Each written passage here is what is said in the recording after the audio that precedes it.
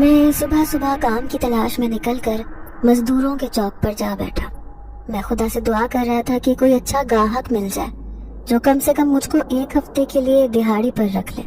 حالات بہت خراب تھے، پورا مہینہ اسی انتظار میں گزر جاتا تھا کہ کل سے کوئی ڈھنگ کام مل جائے گا، مگر جب بھی کوئی مزدور لینے کے لیے آتا تو ایک دم سے سارے مزدور اس کے پاس جا کر کھڑے ہو جاتے۔ وہ کم سے کم ریٹ بتا کر کسی ایک کو لے جاتے اور باقی سب یوں ہی ناکام ہو کر اپنی اپنی جگہ پر جا کر بیٹھ جاتے۔ میرا نام عثمان علی تھا، میری عمر 40 سال تھی۔ میں پچھلے 20 سال سے مزدوری کر رہا تھا۔ میں مستری اور مزدور دونوں کا کام کر لیتا تھا۔ میرے 4 بچے تھے اور میں شہر سے باہر ایک کچی آبادی میں رہتا تھا۔ اس دن میری کوئی دہاڑی نہیں لگی تھی۔ عصر کی اذان ہو چکی تھی، مغرب کی اذان کے کچھ دیر بعد تک انتظار کر کے مجھے گھر لوٹ جانا تھا، کیونکہ میرا گھر بھی شہر سے قدرے ہٹ کر تھا اور میں پیدل ہی گھر آتا جاتا تھا۔ میں شدید مایوس تھا۔ اگر دہاڑی لگ جاتی تو میں گھر کے لیے راشن لے جاتا۔ مغرب کی اذان کے بعد ویسے بھی واپس جانا تھا۔ کچھ مزدور بیٹھے تھے، کچھ اٹھنا شروع ہو گئے تھے۔ میں نے اپنا سامان سمیٹا اور ایک بار پھر امید بھری نظروں سے روڈ کی طرف دیکھنے لگا، شاید کہیں کوئی گاہک آ جائے۔ ایک دم سے ایک بہت لمبا چوڑا انسان سیاہ رنگ کے لباس میں آ کر چوک میں کھڑا ہو گیا۔ وہ تنقیدی نظروں سے سب مزدوروں کی طرف دیکھ رہا تھا۔ جو مزدور بیٹھے تھے وہ اٹھ کر اس کے پاس گئے۔ وہ کچھ بات چیت کر رہے تھے۔ بہت سارے لوگ واپس بیٹھ گئے۔ میں کچھ سوچ کر اپنی جگہ سے اٹھا اور جا کر اس انسان کے پاس کھڑا ہو گیا۔ اس نے کہا کہ جنگل میں ایک گھر بنانا ہے، اس کے لیے کچھ مزدور چاہیے جو جلد سے جلد کام کرتے ہیں، اور رہنا جنگل میں ہی ہوگا۔ مزدوری کام ختم ہونے کے بعد دی جائے گی۔ یہ سن کر میں نے کچھ دیر سوچا۔ ایک طرف کام نہیں مل رہا تھا، دوسری طرف معلوم نہیں کتنا لمبا کام تھا، اور یہ نہ ہو کہ کام کروانے کے بعد پیسے بھی نہ دے۔ میں نے کچھ دیر سوچا اور اس سے پوچھا کہ کتنے روز کا کام ہے۔ وہ سن کے مسکرایا، کہنے لگا یہ تو کام کرنے والے کا کام دیکھ کر ہی بتا سکتا ہے۔ باقی کے مزدوروں کی طرف دیکھ کر میں نے سوچا کہ شاید یہ لوگ جنگل میں رہنے کے نام پر خوف زدہ ہو گئے ہیں، کیونکہ مشہور تھا کہ اس جنگل میں کچھ عجیب و غریب قسم کے واقعات ہوتے ہیں۔ میں نے اس آدمی سے کہا کہ ٹھیک ہے، میں کام کرنے کے لیے تیار ہوں، مزدوری بے شک بعد میں دے دینا، مگر میرے چھوٹے بچے ہیں، مجھے ایڈوانس میں کچھ پیسے چاہیے۔ میں گھر میں آٹا اور کچھ ضروری سامان ڈال کر آپ کے ساتھ چلنے کے لیے تیار ہوں۔ یہ سن کر وہ تھوڑی دیر چپ ہوا، سوچ کے کہنے لگا چلو ٹھیک ہے۔ میں نے اپنا سامان اٹھایا اور اس کے ساتھ چل پڑا۔ اس کے پاس ایک پرانی سی اسکوٹر تھی، جس کو دیکھ کر میں سوچنے لگا کہ بھلا یہ مجھے کام کے کیا پیسے دے گا، اس کے پاس تو اسکوٹر بھی اتنی پرانی ہے۔ وہ مجھے لے کر پرچون کی دکان پر پہنچ گیا۔ کہنے لگا کتنے دن کا راشن لے کے دینا ہے۔ میں نے خاموشی سے اس کی طرف دیکھا اور کہا کہ جتنے آپ دے سکیں۔ اس نے چپ کر کے 10 کلو آٹا اور دوسرا سامان لینا شروع کیا۔ میرے اندازے میں اس نے 15 دن کا سامان لے کر دیا تھا۔ دکاندار نے بل بنا کے اس کے ہاتھ میں دے دیا۔ اس نے پیسے نکال کر دیے، کہنے لگا یہ سامان گھر لے جاؤ، میں تمہارا انتظار کر رہا ہوں۔ میں نے خوشی اور بے یقینی کے ساتھ اس انسان کی طرف دیکھا۔ وہ بالکل خاموش کھڑا تھا۔ میں نے اسے کہا کہ میرا گھر شہر سے تھوڑے فاصلے پر ہے۔ اس نے مجھے اپنے ساتھ بٹھایا اور چل پڑا۔ مغرب کی اذان ہو چکی تھی، اندھیرا پھیل رہا تھا۔ گھر کے دروازے پر پہنچ کر میں نے خوشی خوشی سارا سامان اتارا۔ میرے بچے گھر سے باہر ہی بیٹھے میری راہ تک رہے تھے۔ میری 3 بیٹیاں تھیں اور بیٹا سب سے چھوٹا۔ بڑی بیٹی 10 سال کی تھی اور باقی سب بہن بھائی اس سے چھوٹے تھے۔ وہ اتنا سامان دیکھ کر خوشی سے مجھ سے لپٹ گئے۔ میں جلدی جلدی سامان لے کر گھر میں گیا۔ میری بیوی بھی خوشی سے دوڑی آئی۔ میں نے اس کو بتایا کہ مجھے کام کے لیے شہر سے باہر جانا ہے، کچھ معلوم نہیں کتنے دن لگے۔ یہ راشن مجھے مالک نے لے کے دیا ہے، اس کو احتیاط سے استعمال کرنا، اور مجھے 2 جوڑے کپڑے کے بھی دے دو۔ وہ میرے ساتھ باہر ہی کھڑا ہے۔ میری بیوی تھوڑی فکر مند بھی تھی، مگر سامان دیکھ کر اسے اطمینان بھی تھا، کیونکہ ہم مزدوروں کے گھر کبھی بھی ایک ساتھ سامان نہیں آتا تھا۔ ایک چیز آتی تھی تو دوسری رہ جاتی تھی۔ میری بیوی نے بیٹی سے کہا کہ تم جلدی جلدی 2 کپ چائے بنا دو، تب تک میں تمہارے ابا کے کپڑے لا کر دے دیتی ہوں۔ میری بیٹی چھوٹے موٹے سارے ہی کام کر لیتی تھی، اسی لیے جلدی سے دوڑی گئی۔ 10 منٹ میں نے منہ دھویا، کپڑے لیے، میری بیٹی نے چائے بنا دی۔ وہ میرے ساتھ باہر تک آ گئی۔ جیسے ہی اس انسان نے چائے دیکھی وہ خوش ہو گیا۔ میری بیٹی سے چائے لے کر اس نے اس کے سر پر ہاتھ پھیرا اور جیب میں ہاتھ ڈال کر کچھ پیسے اسے پکڑا دیے۔ میں نے کافی منع کیا، مگر کہنے لگا کہ بچوں کے کام آ جائیں گے۔ میری بیٹی کافی خوش تھی۔ جلدی جلدی چائے پی کر ہم دونوں وہاں سے چل پڑے۔ میں بھی بچوں سے ملایا تھا۔ بائک پر بیٹھے بیٹھے وہ سفر طے کر رہا تھا۔ میں نے بات چیت کی نیت سے اس سے پوچھا کہ جنگل میں گھر کون بنا رہا ہے، جس پر وہ خاموش رہا۔ مجھے لگا شاید میرا سوال پسند نہیں آیا۔ کچھ دور پہنچے تو اس نے کہا کہ باقی سب مزدور کام کرنے سے منع کر گئے، لیکن تم کیا سوچ کر جا رہے ہو؟ میں نے کہا کہ کام ہر چیز سے زیادہ ضروری ہے۔ ہم ہر روز کام کا انتظار کرتے ہیں، ایک مہینے میں نہ جانے کتنے دن چھٹی ہو جاتی ہے۔ کم سے کم میرے بچوں کو 15 دن کا راشن مل گیا، یہ بھی غنیمت ہے، اور کام جیسا بھی ہو میں کرنے کے لیے تیار ہوں۔ وہ تھوڑی دیر چپ ہوا، کہنے لگا تمہیں ڈر نہیں لگا جنگل میں کام کرنے کے نام پر؟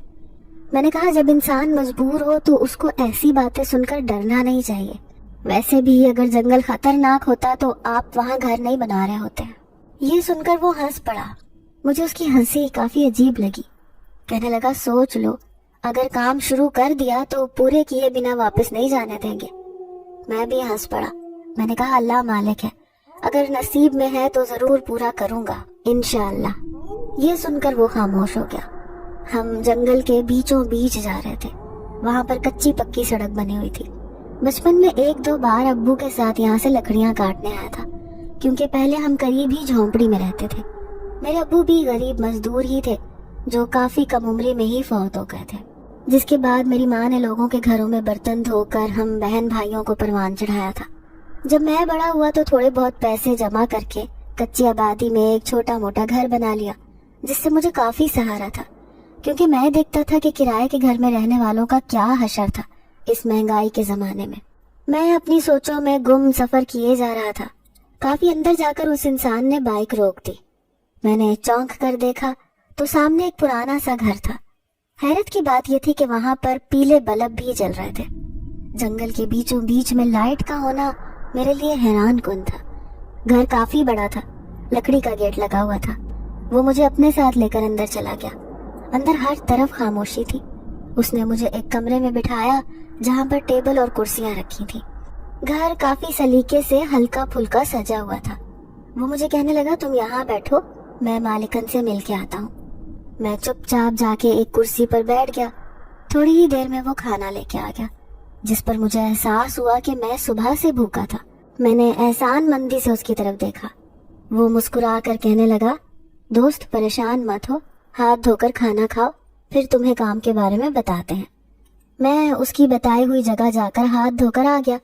حیرت کی بات یہ تھی کہ ابھی تک کسی بچے یا عورت کے بولنے کی آواز نہیں آئی تھی۔ کھانا بھی گرم تھا۔ کچھ بھوک کی وجہ سے مجھے کھانا بہت لذیذ لگ رہا تھا۔ مچھلی کا سالن تھا اور گرم گرم روٹیاں۔ میں نے اللہ کا نام لے کر شروع کیا اور پیٹ بھر کے کھانا کھایا۔ تھوڑی دیر میں وہ واپس آ گیا، کہنے لگا چلو تمہیں مالکن سے ملواتا ہوں، وہی تمہیں کام بتائیں گی۔ میں اس انسان کے ساتھ اندر ایک کمرے کی طرف چل پڑا۔ اس نے دروازے پر جا کر اجازت لی۔ جب ہم دونوں کمرے میں داخل ہوئے تو میں نے دیکھا وہاں ایک بہت ہی خوبصورت لڑکی شاندار قسم کے کمرے میں اپنی ایک کرسی پر بیٹھی ہوئی ہے۔ اس کمرے میں داخل ہو کر مجھے لگا جیسے یہ اس گھر کا حصہ نہیں بلکہ کسی محل کا کمرہ ہے۔ اس کے پاس 2 عورتیں ہاتھ باندھے کھڑی تھیں۔ میں اسے دیکھ کر پریشان سا ہو گیا۔ میں نے اس کو سلام کیا، جس کا اس نے مسکرا کر جواب دیا۔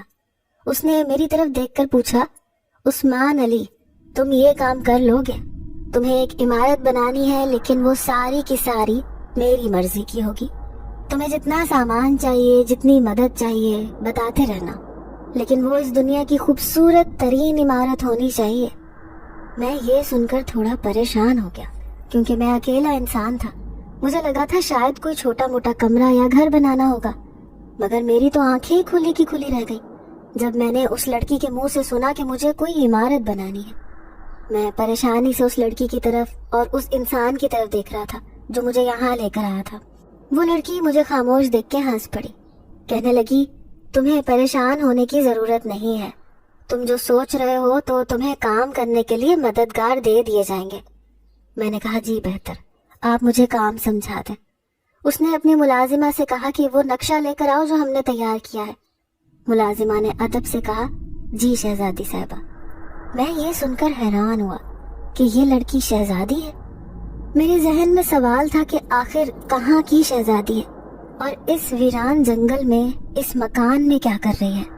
ملازمہ نے وہ نقشہ لا کر میرے ہاتھ میں تھما دیا۔ میں نے اسے کھول کر دیکھا تو دیکھتا ہی رہ گیا۔ وہ نقشہ کیا تھا؟ یوں لگ رہا تھا جیسے کوئی محل ہو۔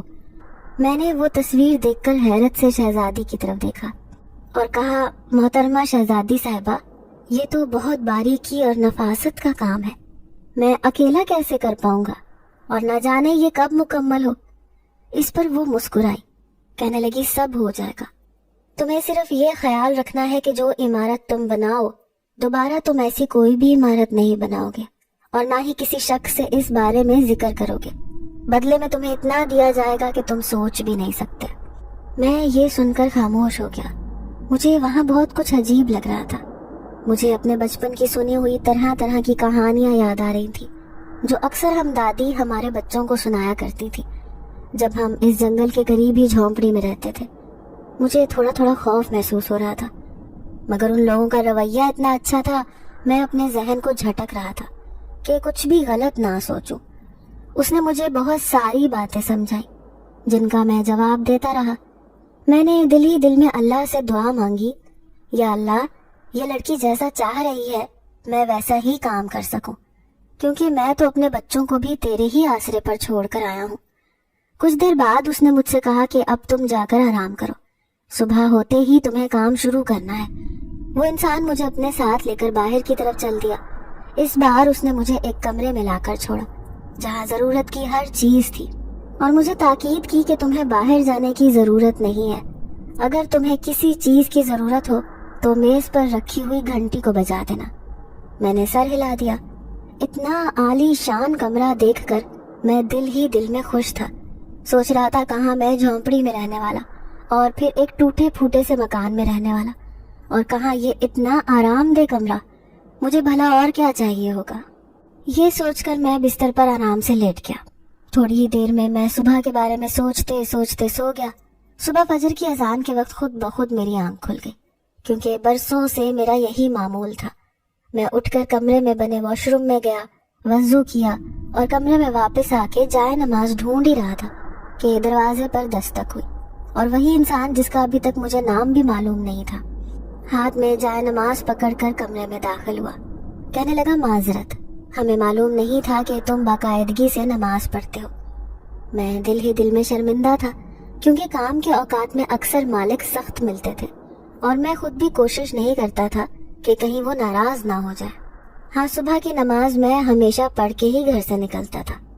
میں نے مسکرا کر اس کا شکریہ ادا کیا۔ اسی نے مجھے قبلے کی سمت بتائی اور وہاں سے چلا گیا۔ نماز پڑھ کر میں کافی دیر تک اللہ سے دعا کرتا رہا کہ یا اللہ میری مدد کرنا، کیونکہ یہ کام میں پہلی بار ہی کر رہا ہوں۔ تھوڑی دیر بعد وہ انسان ناشتہ لے کر آیا۔ کافی پرتکلف ناشتہ تھا جسے دیکھ کر میری آنکھیں کھلی کی کھلی رہ گئی۔ میں نے اس سے پوچھا، دوست تمہارا نام کیا ہے؟ کل سے ابھی تک مجھے معلوم ہی نہیں ہوا۔ وہ میری طرف دیکھ کر مسکرایا اور کہنے لگا، یوشاب نام ہے میرا، تم مجھے ابو حمزہ کے نام سے بھی بلا سکتے ہو۔ اس کے بعد وہ چلا گیا۔ میں دل ہی دل میں سوچ رہا تھا، مجھے لگ رہا تھا کہ کوئی تو غیر معمولی بات ہے جو فی الحال مجھے سمجھ نہیں آ رہی۔ تھوڑی دیر بعد ابو حمزہ مجھے لے کر کام کی جگہ پر پہنچ گیا۔ یہ دیکھ کر حیرت ہوئی کہ وہاں پر 10 لوگ مزید موجود تھے، مگر وہ سب کے سب ایک ہی حلیے میں تھے۔ ابو حمزہ نے انہیں کہا کہ عثمان علی جیسا جیسا کہتا جائے تم لوگ کرتے جانا، جس پر سب نے ایک ساتھ جواب دیا، ٹھیک ہے، اور یوں کام شروع ہو گیا۔ ابھی پہلا سامان ختم بھی نہیں ہوا تھا کہ دوسرا سامان پہنچ جاتا تھا، اور اس کے ساتھ ہی مزدور ایسے تھے جو تھکنے کا نام نہیں لیتے تھے۔ پہلے ہی دن توقع کے خلاف بہت سارا کام ہو گیا۔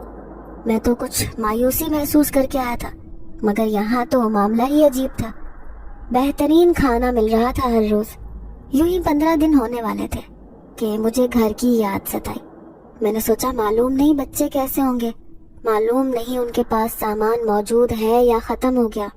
میں نے اس دن کام ختم کیا اور اپنے کمرے میں گیا تو ابو حمزہ میرے پیچھے پیچھے چلا آیا۔ مجھے کہنے لگا، تمہیں شہزادی صاحبہ یاد کر رہی ہیں۔ میں نے منہ ہاتھ دھو کر اس کے ساتھ جا کر شہزادی سے ملاقات کی۔ وہ بے حد خوش تھی۔ اس نے مجھے میرے کام پر شاباشی دی۔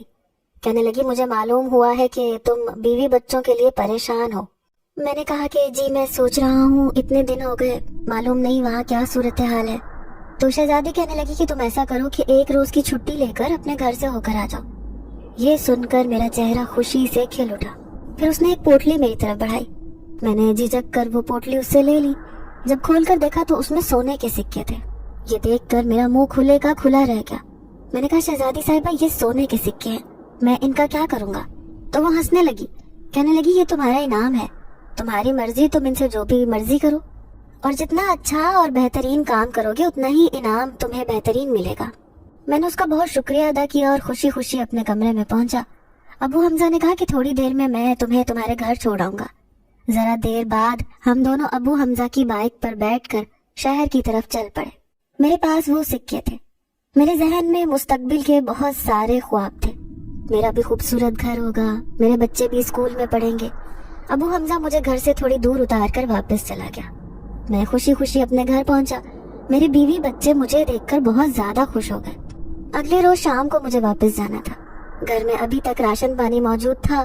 بچے سو گئے تو میں نے اپنی بیوی کو اپنے کمرے میں بلایا اور اس سے کہا کہ جو میں تمہیں بتانا چاہتا ہوں تم وعدہ کرو کہ کسی اور سے نہیں کہو گی۔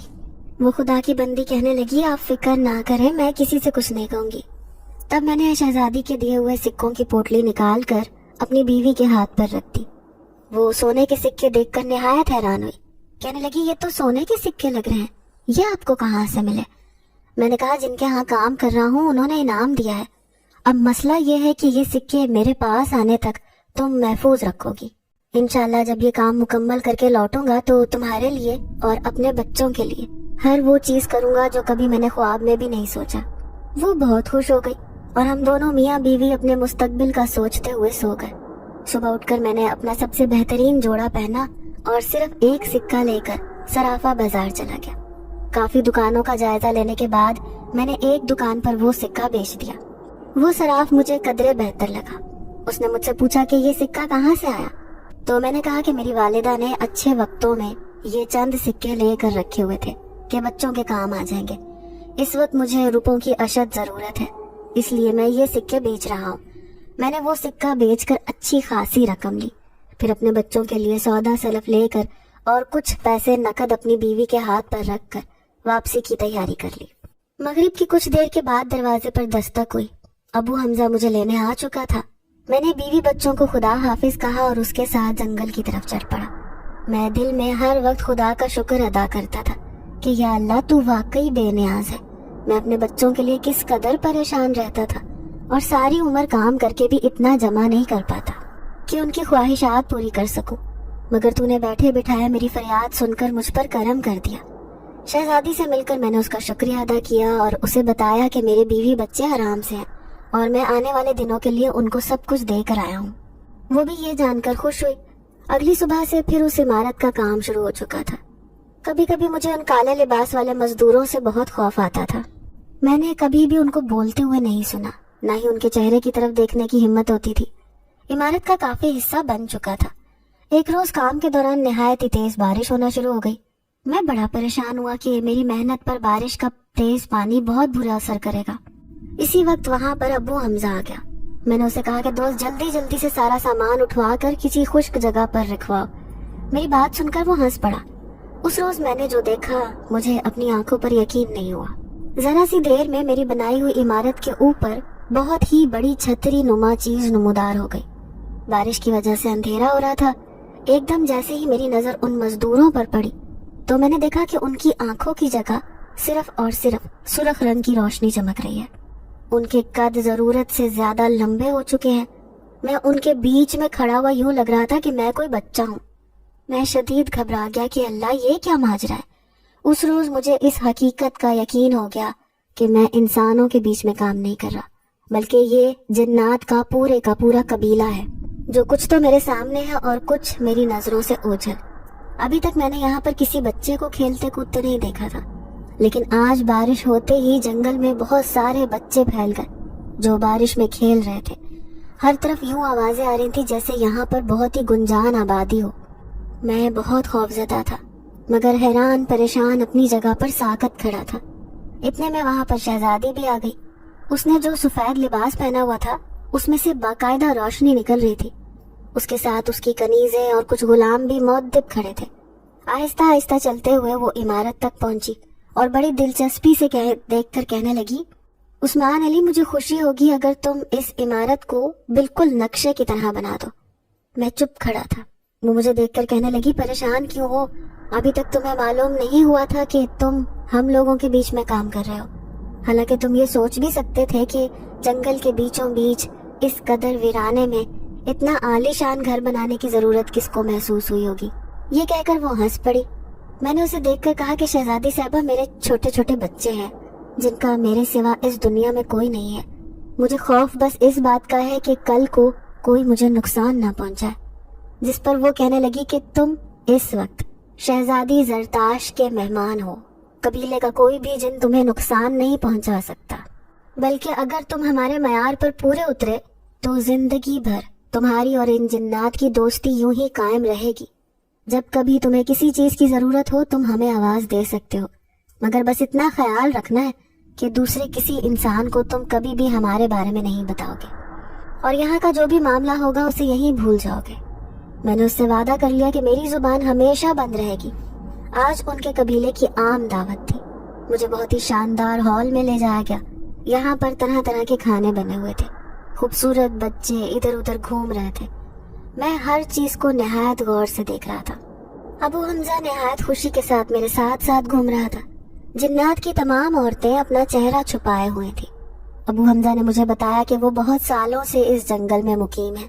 شہزادی زرتاش کے والد کچھ روز پہلے ہی فوت ہوئے ہیں، اور اب شہزادی زرتاش ہی قبیلے کی ہونے والی ملکہ ہے، اور انہی کے لیے یہ سفید محل بنایا جا رہا ہے۔ اس نے مزید بتایا کہ یہ مسلم جنات کا قبیلہ ہے اور ہمیشہ سے ہی انسان دوست رہا ہے۔ اب میں مطمئن تھا۔ میں نے دعوت کا کھانا کھایا اور سونے کے لیے چلا گیا۔ اگلی صبح سے میں مزید دل لگا کر کام کر رہا تھا۔ میں چاہتا تھا کہ شہزادی کو کام پسند آ جائے۔ 15 دن میں محل تقریباً تیار ہو چکا تھا۔ مجھ سے زیادہ کام جنات کرتے تھے اور کام چٹکیوں میں ہو جاتا تھا۔ کبھی کبھی میں حیران رہ جاتا تھا، یہ بننے والی عمارت اس قدر خوبصورت بنتی جا رہی تھی، مجھے یقین ہی نہیں ہوتا تھا کہ یہ میں بنا رہا ہوں۔ وعدے کے مطابق مجھے آج پھر میرے گھر بھیجے جانا تھا۔ شہزادی نے مغرب کے بعد مجھے طلب کیا اور پھر سے سکوں کی بھری ہوئی پوٹلی میرے حوالے کر دی۔ ابو حمزہ مجھے پھر سے گھر چھوڑنے چلا گیا۔ میرے بچے مجھے دیکھ کر بہت خوش ہوئے۔ میں نے بیوی کے چہرے کی طرف دیکھا، اس سے پوچھا کہ وہ سکے محفوظ ہیں نا؟ تو اس نے خوشی سے ہاں میں جواب دیا۔ میں نے پھر سے سونے کے سکوں کی پوٹلی نکال کر اسے تھما دی۔ اس کا چہرہ خوشی سے تمتما رہا تھا۔ اگلی صبح میں نے پھر سے 2-3 سکے لیے اور اسی سنار کو بیچ ڈالے۔ اس بار میں نے محسوس کیا کہ سنار میری طرف عجیب نظروں سے دیکھ رہا ہے۔ مجھے اندازہ بھی نہیں ہو سکا۔ جیسے ہی میں اس کی دکان سے نکلا تو کسی نے میرا تعقب کرنا شروع کر دیا۔ میں نے سارا سودا سامان لیا، رکشے میں رکھوا کر گھر چلا آیا۔ میں نے مغرب تک اپنے بچوں کے ساتھ نہایت ہنسی خوشی وقت گزارا اور اس کے بعد ابو حمزہ کے ساتھ واپس لوٹ گیا۔ میں نے اپنی بیوی کو خاص تاکید کی تھی کہ سکوں کی بہت زیادہ حفاظت کرے۔ میں واپس اپنے ٹھکانے پر پہنچ چکا تھا۔ میں نہیں جانتا تھا کہ آج رات میرے گھر والوں پر کوئی خطرہ منڈلا رہا ہے۔ اس سنار نے کچھ گنڈوں کو میرے پیچھا کرنے کا کہا تھا اور جو رات ہونے کے انتظار میں تھے۔ جب انہوں نے مجھے گھر سے جاتے دیکھا تو وہ نہایت بے فکری سے رات کے 12 بجتے ہی گھر میں داخل ہو گئے۔ میرے بچے سو رہے تھے اور میری بیوی بھی۔ انہوں نے جاتے ہی بندوق کے زور پر میری بیوی کو جگایا۔ کہنے لگے بتاؤ وہ سونے کے سکے کہاں ہیں جو تمہارا شوہر ہمیں بیچنے آتا ہے۔ یہ سن کر میری بیوی رونے لگی، مگر جب انہوں نے اس کو ڈرایا دھمکایا تو وہ صندوق کے پاس گئی اور دونوں پوٹلیاں نکال کر ان کو تھما دی۔ جیسے ہی انہوں نے پوٹلیاں کھولی ایک دم سے پورے گھر میں اندھیرا ہو گیا۔ تھوڑی ہی دیر میں جب دوبارہ روشنی ہوئی تو وہ لوگ یہ دیکھ کر حیران رہ گئے کہ ان سب کے ہاتھ بندھے ہوئے ہیں۔ میری بیوی اپنے بچوں کو ساتھ لے کر ایک کونے میں دبکی ہوئی تھی۔ کمرے میں بہت سارے سیاہ پوش موجود تھے جن کی صرف آنکھیں نظر آ رہی تھیں۔ بیوی اور بچے بہت خوفزدہ تھے۔ ان سیاہ پوشوں نے میری بیوی بچوں کو کوئی نقصان نہیں پہنچایا، لیکن گنڈوں کا حشر نشر کر دیا۔ تھوڑی ہی دیر بعد وہ لوگ ہاتھ جوڑ کر معافی مانگنے لگے۔ اس کے بعد گرتے پڑتے وہاں سے رخصت ہو گئے۔ ان میں سے ایک سیاہ پوش نے میری بیوی سے کہا کہ آپ کو پریشان ہونے کی کوئی ضرورت نہیں ہے، آپ کبھی بھی ضرورت پڑنے پر ہمیں یاد کر سکتی ہیں۔ جب تک عثمان علی واپس نہیں آ جاتا اس گھر کی اور بچوں کی حفاظت ہماری ذمہ داری ہے۔ میری بیوی بہت پریشان تھی کہ یہ نیک دل لوگ کون ہیں۔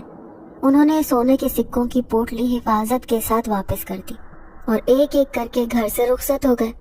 جیسے ہی میری بیوی باہر کی طرف لپکی تو دیکھا کہ گھر کا دروازہ تو اندر سے ہی بند ہے۔ یہ دیکھ کر وہ اور بھی ڈر گئی۔ اس نے بچوں کو سلا دیا، خود بھی اللہ کا نام لے کر سونے لگی۔ دوسری طرف میں ساری رات بے چین رہا۔ مجھے یوں لگتا رہا جیسے میرا کوئی اپنا مصیبت میں ہے۔ صبح نماز کے وقت جب ابو حمزہ مجھ سے ملنے آیا تو مجھے جاگتا ہوا دیکھ کر ہنس پڑا۔ کہنے لگا تمہیں پریشان ہونے کی کوئی ضرورت نہیں ہے، تمہارے گھر میں سب خیریت ہے۔ تم جس روز سے ہمارے لیے کام کر رہے ہو ان لوگوں کی حفاظت کی ذمہ داری ہماری ہے۔ پھر اس نے مجھے رات کا منظر دکھایا۔ پہلے میں پریشان ہوا، پھر یہ دیکھ کر بہت خوش ہو گیا کہ میرے بیوی بچے محفوظ ہیں۔ میں نے ابو حمزہ کا بہت شکریہ ادا کیا۔ میں بہت خوش تھا، یہ جنات مانو میرے دوست بن چکے تھے۔ اسی طرح وقت گزر رہا تھا۔ 15 روز پورے ہونے سے پہلے ہی سفید محل بن کر پوری طرح سے تیار ہو چکا تھا۔ شہزادی زرتاش بہت خوش تھی، ساتھ ہی اس کے قبیلے کے تمام جنات بھی۔ محل کی خوشی میں شہزادی نے اپنے قبیلے کی دعوت رکھی، ساتھ ہی مجھے کہا کہ اگر تم چاہو تو ہمارے ساتھ اس دعوت میں شریک ہو سکتے ہو۔ میں بھی پورے دل سے راضی تھا۔ اگلے روز شاندار جشن کا اہتمام کیا گیا۔ پہلے شاندار دعوت تھی اور اس کے بعد شہزادی کی تاج پوشی کی گئی۔ شہزادی اب ملکہ بن چکی تھی۔ اس کی ریاست کے تمام جنات بہت خوش تھے اور بڑھ چڑھ کر شہزادی کو تحائف پیش کر رہے تھے۔ میں بھی خوش تھا۔ شہزادی نے مجھے سب کے سامنے بلا کر کہا کہ یہ انسان اس قبیلے کے تمام جنات کا نہ صرف مہمان ہے بلکہ دوست بھی ہے۔ یہ میرا حکم ہے کہ زندگی میں جب کبھی اس کو مدد کی ضرورت ہوگی تو آپ سب لوگ اس کی مدد کے لیے تیار ہوں گے۔ پھر اس نے میرا شکریہ ادا کیا۔ اسی تقریب میں اس نے میرے بیوی بچوں کے لیے شاندار تحفے تحائف دیے، جن میں قیمتی ملبوسات بھی شامل تھے۔ میری بیوی کے لیے زیورات تھے، سونے کے سکے تھے اور کچھ قیمتی پتھر بھی تھے۔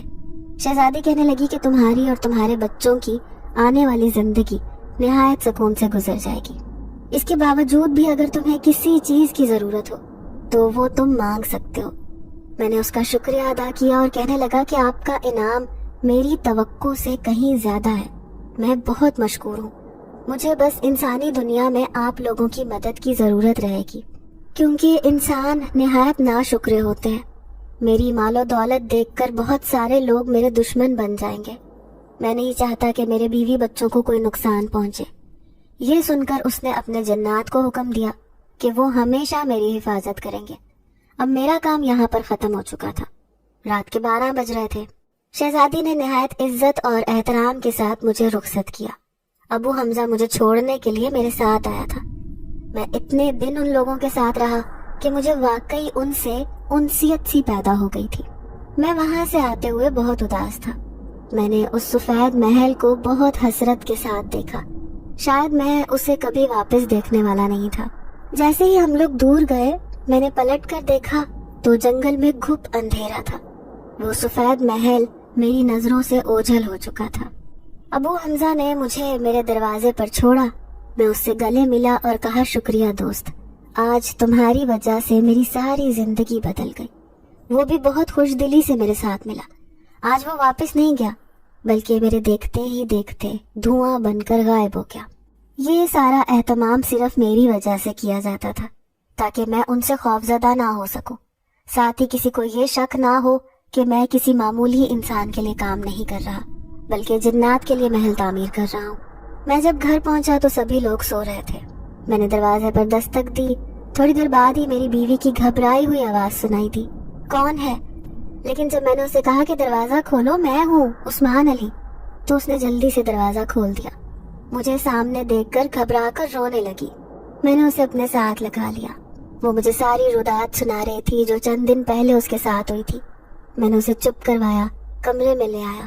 میں نے اپنے پاس موجود تحفے اور تحائف نکال کر بیوی کے سامنے ڈھیر کر دیے۔ اس کی آنکھیں پھٹی کی پھٹی رہ گئی۔ وہ ہر چیز کو ہاتھ پھیر پھیر کر دیکھ رہی تھی۔ لباس کی چمک اس قدر زیادہ تھی کہ ہمارے چھوٹے سے کمرے میں روشنی ہو گئی تھی۔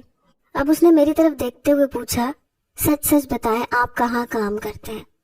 میں نے کچھ دیر سوچا اور پہلے دن سے لے کر ابھی تک کی ساری حقیقت اسے بتا دی۔ وہ حیران بھی تھی، پریشان بھی۔ اس نے کہا، آپ کو خوف نہیں آیا؟ کہ وہ مخلوق تو آگ سے بنی ہوئی ہے، اگر کوئی غلطی ہو جاتی تو وہ لوگ آپ کو نقصان بھی پہنچا سکتے تھے۔ تو میں نے اسے بتایا کہ وہ شہزادی نہایت رحم دل ہے اور یہ مسلمان جنات کا قبیلہ ہے جو ہمیشہ سے ہی انسان دوست ہے۔ ساتھ ہی یہ بھی بتایا کہ شہزادی نے حکم دیا ہے کہ جب کبھی مجھے مدد کی ضرورت ہوگی تو یہ جنات ہمیشہ میری مدد کریں گے۔ یہ سن کر وہ چپ ہو گئی۔ پھر اس نے کہا کہ یعنی اس روز ان ڈاکوؤں سے مقابلہ کرنے والے بھی جنات ہی تھے؟ میں نے کہا ہاں، کیونکہ وہ ہماری حفاظت پر مامور ہیں۔ ہم نے وہ سب کچھ احتیاط کے ساتھ اٹھا کر صندوق میں رکھ دیا۔ سب سے پہلے مجھے گھر کا انتظام کرنا تھا۔ میں سو گیا۔ اگلی صبح اٹھ کر میں نے ابو حمزہ کو یاد کیا۔ وہ ذرا سی دیر میں میرے سامنے موجود تھا۔ میں نے اسے کہا کہ میں یہ سونا بیچ کر روپے حاصل کرنا چاہتا ہوں تاکہ اپنے لیے گھر اور دوسری چیزوں کا بندوبست کر سکوں۔ وہ مجھے لے کر مارکیٹ چلا گیا۔ ہم دونوں جہاں سے گزرتے کسی کو نظر نہیں آ رہے تھے۔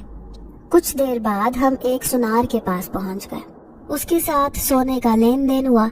میں نے دیکھا کہ ہمارے سروں پر CCTV کیمرہ موجود تھے۔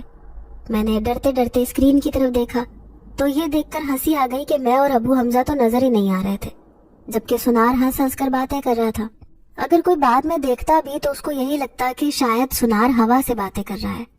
میں نے اچھی خاصی مقدار میں سونا بیچ دیا اور لاکھوں روپے کی رقم لے کر گھر واپس لوٹ آیا۔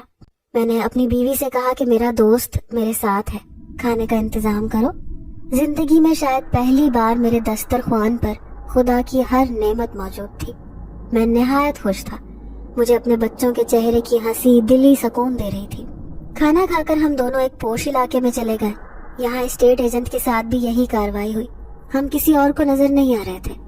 ایک خوبصورت گھر پسند کر کے میں نے اس کی رقم ادا کی اور اگلے ہی روز وہاں شفٹ ہونے کی تیاری کر لی۔ یوں میرے دوست جن زادے نے میرے تمام مسائل حل کر دیے۔ میں اور میرے بچے نئے گھر میں پہنچ چکے تھے۔ کوئی نہیں جانتا تھا کہ جنگل کی طرف رہنے والے کچی آبادی کا عثمان علی راتوں رات کہاں گیا۔ یہ ایک پوش علاقہ تھا، اچھی سوسائٹی تھی۔ میرا رہن سہن اور انداز بدل چکے تھے۔ لوگ اب مجھے سیٹھ عثمان کے نام سے جانتے تھے۔ میرے بچے اچھے اسکولوں میں پڑھ رہے ہیں۔ میرے پاس اتنا مال و دولت ہے کہ میں ساری عمر بیٹھ کر بھی کھا سکتا ہوں۔ مگر میں نے اپنے پاس موجود پیسے سے کاروبار کے ساتھ ساتھ ایک یتیم خانہ بھی شروع کر دیا ہے۔ میں نے بھوک کا عذاب دیکھا ہے، غربت دیکھی ہے، اس لیے میں چاہتا ہوں کہ غریب لوگوں کی جتنی مدد کر سکوں کرتا رہوں۔ میں نے ایک ایجنسی بنا لی ہے۔ میرے ساتھ 50 مزدور کام کر رہے ہیں جن کو کام کی اچھی تنخواہ دی جاتی ہے۔ میں ٹھیکے پر بڑے بڑے گھر بناتا ہوں۔ کل تک ایک معمولی گھر بنانے والا مستری اب ایک کنسٹرکشن کمپنی کا مالک ہے، اور یہ سب کچھ اس رحم دل جنات کی شہزادی کا انعام ہے۔ صرف میں اور میری بیوی جانتے ہیں کہ میرے پاس پیسہ کہاں سے آیا۔ میرے جنات دوست اکثر مجھ سے ملنے آتے ہیں۔ یتیم خانے میں میرے پاس بہت سارے بچے ہیں جن کو میں اور میری بیوی اپنی اولاد کی طرح ہی سمجھتے ہیں۔ میرے خود کے بچے اب جوان ہونے والے ہیں۔ خدا کا لاکھ لاکھ شکر ہے جس نے مجھے اتنا نوازا۔ میں چاہتا ہوں کہ میرا اکلوتا بیٹا بھی اسی طرح انسانیت کی خدمت کرے۔ ایک روز میں اپنے آفس میں بیٹھا تھا۔ مجھے میری سیکرٹری نے بتایا کہ ایک نہایت بوڑھی عورت مجھ سے ملنا چاہتی ہے۔ میں نے فوراً اس کو اندر بلا لیا۔ جب وہ میرے سامنے پہنچی تو میں یہ دیکھ کر صدمے سے دنگ رہ گیا کہ وہ کوئی اور نہیں بلکہ میری ماں ہے۔ میں نے اپنی ماں کو زندہ سلامت اپنے سامنے دیکھا تو حیران رہ گیا۔ میں ایک دم سے اٹھ کر اس کے پاس پہنچ گیا۔ میری ماں بہت محبت سے میرے سر پر ہاتھ پھیر رہی تھی۔ مجھے آج بھی وہ دن یاد ہے جب ایک روز میرے والد جو مزدوری کرنے جنگل میں گئے تھے، ان کی لاش گھر پہنچی تھی۔ ان کو کسی جنگلی سانپ نے کاٹ لیا تھا۔ اس وقت میری عمر صرف 5 سال تھی۔ میری دادی یہ دیکھ کر صدمے سے چور ہو گئی اور اب گھر کی ساری ذمہ داری دادی اور ماں کے کندھوں پر تھی۔ ہم جنگل کے قریب ہی رہتے تھے۔ اماں وہاں سے لکڑیاں چن کر لاتی تھیں، شہر میں بیچ دیتی تھیں، ساتھ ہی وہ بنگلوں پر صفائی کا کام بھی کرتی تھیں، جس سے مشکل ہی صحیح گھر چل رہا تھا۔ ایک دن تیز طوفانی بارش ہوئی، اماں ساری رات گھر نہیں پہنچی۔ صبح کو میں اور میری دادی اس بنگلے پر پہنچے جہاں پر اماں کام کرتی تھی۔ ہمیں یہ دیکھ کر مایوسی ہوئی کہ بنگلہ خالی تھا۔ چوکیدار نے بتایا کہ رات ہی وہ لوگ بنگلہ چھوڑ کر چلے گئے ہیں۔ اسی نے ہمیں بتایا کہ وہ میری اماں کو ساتھ لے گئے ہیں۔ میں اور میری غریب دادی مختلف جگہوں پر ان لوگوں کو ڈھونڈنے کی کوشش کرتے رہے۔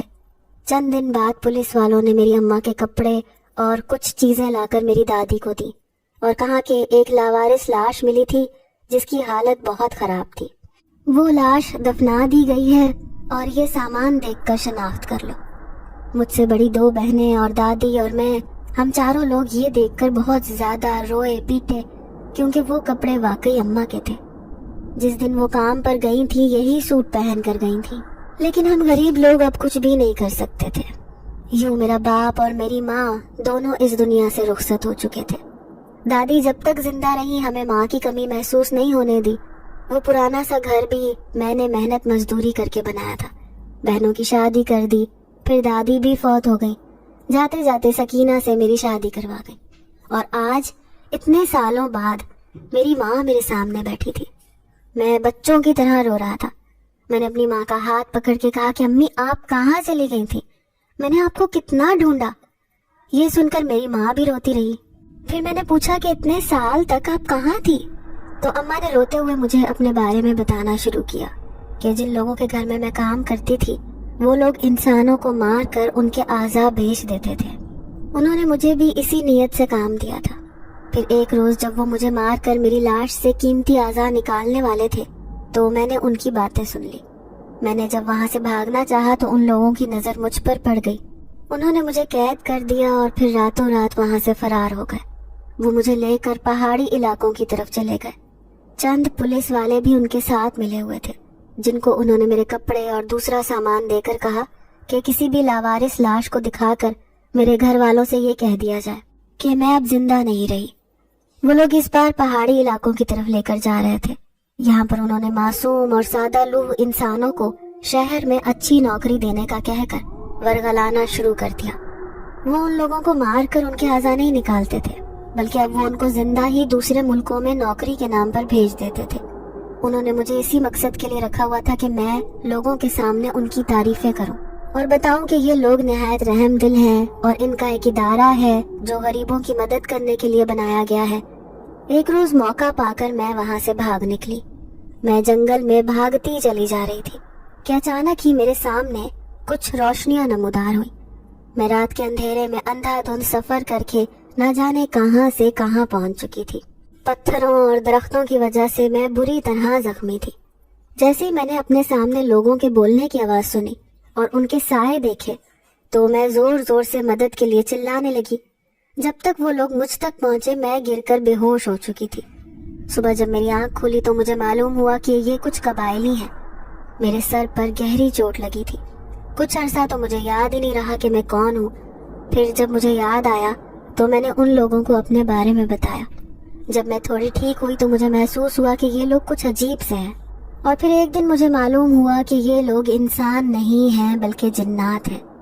شروع میں خوفزدہ ہوئی، پھر ایک رحم دل جن زادہ جس کی بیوی فوت ہو گئی تھی اور اس کے 2 چھوٹے چھوٹے معصوم بچے تھے، میں نے ان کے گھر میں ملازمت شروع کر دی۔ مجھے صحیح طرح سے اپنا پتہ اور شہر یاد نہیں تھا، اس وجہ سے جب وہ لوگ مجھ سے پوچھتے میں بتا نہیں پاتی تھی۔ تھوڑے عرصے بعد ہی اس جن زادے نے مجھ سے نکاح کر لیا۔ وہ دونوں بچے بھی مجھ سے بہت زیادہ مانوس ہو چکے تھے۔ میں نے اسی کو قسمت کا لکھا سمجھا اور چپ چاپ اپنا وقت پورا کرنے لگی۔ میری 2 اور بیٹیاں اور ایک بیٹا بھی ہیں جو کہ جن زاد ہیں، اور مجھے ہمیشہ تمہاری یاد آتی تھی۔ تمہاری بہنوں کو یاد کر کے روتی رہتی تھی۔ تو ایک دن تمہارے چھوٹے بھائی نے مجھ سے وعدہ کیا کہ تم جہاں بھی ہو وہ تمہیں ڈھونڈ نکالے گا، اور یوں میں آج تمہارے سامنے ہوں۔ میں اپنی امی کے قدموں میں بیٹھا ہوا تھا۔ ہم دونوں ماں بیٹا رو رہے تھے۔ میں نے امی سے پوچھا کہ کہاں ہے آپ کا بیٹا، میں بھی اپنے بھائی سے ملنا چاہتا ہوں۔ جب امی نے اسے آواز دی تو وہ ایک دم سامنے آ گیا۔ اس نوجوان کو دیکھ کر مجھے یاد آیا کہ میں اس سے شہزادی زرتاش کی دعوت میں مل چکا ہوں۔ وہ بہت ہی محبت سے مجھ سے ملا۔ میں بہت خوش تھا کہ برسوں بعد مجھے میری ماں واپس مل گئی۔ پھر میں نے اپنی ماں کو اپنے بارے میں ساری حقیقت بتائی اور کہا کہ میں کہاں سے کہاں پہنچ گیا، صرف اور صرف ان نیک دل جنات کی وجہ سے۔ میں بہت خوش تھا کہ اپنی ماں کو اپنے بچوں سے ملاؤں گا، ساتھ ہی اپنی بیوی کو بھی بتاؤں گا کہ میری ماں زندہ ہے۔ اب مجھے اپنے جنزاد بہن بھائیوں سے ملنے کا بھی شوق ہو رہا تھا۔ میں اپنی ماں اور بھائی کو لے کر فوراً گھر چلا گیا۔ میں نے اپنے بچوں کی وجہ سے یہ تو نہیں بتایا کہ یہ لڑکا جنزاد ہے، بلکہ یہ ضرور بتایا کہ یہ میرے بھائی ہیں، اور ان کے علاوہ بھی میرے بہن بھائی موجود ہیں۔ سب لوگ بہت خوش ہو رہے تھے۔ میری زندگی ایک بار پھر سے مکمل ہو گئی تھی۔ میری بہنیں بھی میری ماں سے مل کر بہت خوش تھیں۔ ان کو بھی میں نے صرف اتنا ہی بتایا کہ امی کی یادداشت گم ہو گئی تھی اور ان کو کسی نیک انسان نے ان لوگوں سے بچایا تھا جنہوں نے امی کو اغوا کر لیا تھا۔ پہلے جنات نے میری مدد کی تھی اور اب جنات میری فیملی کا حصہ بن گئے تھے۔ میں اپنے بچوں کو شمالی علاقہ جات گھمانے کے لیے لے گیا تاکہ اپنی امی کی دوسری فیملی سے ان کو ملوا سکوں۔ یہاں پہنچ کر میرا بیٹا اور بیٹی بہت خوش تھے، مگر بس وہ یہ حقیقت نہیں جانتے تھے کہ ہم لوگ جن لوگوں کے بیچ میں موجود ہیں وہ معمولی انسان نہیں بلکہ جنات ہیں۔ میری بیٹی اور بیٹا روزانہ نئی نئی جگہوں کو دیکھ کر خوش ہوتے تھے۔ میں اسی سوچ میں تھا کہ اپنی بیوی اور بچوں کو بتانا چاہیے یا نہیں کہ ہم لوگ انسانوں کے بیچ نہیں بلکہ جنات کے قبیلے میں موجود ہیں۔ ایک روز میں نے محسوس کیا کہ میری سوتیلی بہن کا بڑا بیٹا میری بیٹی کو بہت پسندیدگی کی نگاہ سے دیکھ رہا ہے۔ میں نے اپنی امی کی طرف دیکھا، وہ مجھے دیکھ کر مسکرا رہی تھی۔ میں بھی سوچ میں پڑ گیا تو نہ جانے وہ کیسا رد عمل دے۔ دوسری طرف میں اس لیے پریشان تھا کہ مجھے لگ رہا تھا کہ میں نے اپنے بچوں کو یہاں لا کر کوئی غلطی کر دی ہے۔ ایک روز ہم سبھی باہر بیٹھ کر چائے پی رہے تھے تو میں نے دیکھا میری بیٹی اور بھانجا ایک طرف سے چلے آ رہے ہیں۔ ان دونوں نے ایک دوسرے کا ہاتھ تھاما ہوا تھا۔ میرے بہن بھائی بھی یہ منظر دیکھ کر خوش تھے۔ میں نے اپنی بیوی کی طرف دیکھا، وہ بھی مسکرا رہی تھی۔ پھر مجھے محسوس ہوا کہ میرا بیٹا بھی وہاں موجود نہیں ہے۔ میری چھوٹی دونوں بیٹیاں اپنی بہن کو دیکھ کر تالیاں بجا رہی تھیں۔ تب میں نے پیچھے مڑ کر گھر کی طرف دیکھا تو میرا بیٹا ذیشان ٹیرس پر بیٹھا ایک خوبصورت سی لڑکی سے بات چیت کر رہا تھا۔ میں نے پریشانی سے اپنا سر پکڑ لیا۔ میری ماں نے میرے کندھے پر ہاتھ رکھا اور مجھے پریشان ہونے سے منع کیا۔ مجھے سمجھ نہیں آ رہا کہ مستقبل میں کیا ہونے والا ہے۔ کیا میرے بچوں کا جن ذات ہم سفروں کے ساتھ زندگی بھر کا رشتہ صحیح رہے گا یا میں یہیں پر انہیں سب کچھ بتا کر واپس لے جاؤں؟ میری بیوی مجھ سے ناراض ہو جائے گی یا اپنی اولاد کی خوشی کے لیے میرا ساتھ دے گی؟ میری ماں جو مجھے برسوں بعد ملی ہے، میں نے اگر ان رشتوں سے انکار کیا تو کیا واپس مجھ سے جدا ہو جائے گی؟ میں دور آسمان کی بلندیوں کو دیکھتا ہوا بس یہی سوچے جا رہا تھا، آگے کیا ہونے والا ہے؟ کمنٹ باکس میں اپنی رائے کا اظہار کریں۔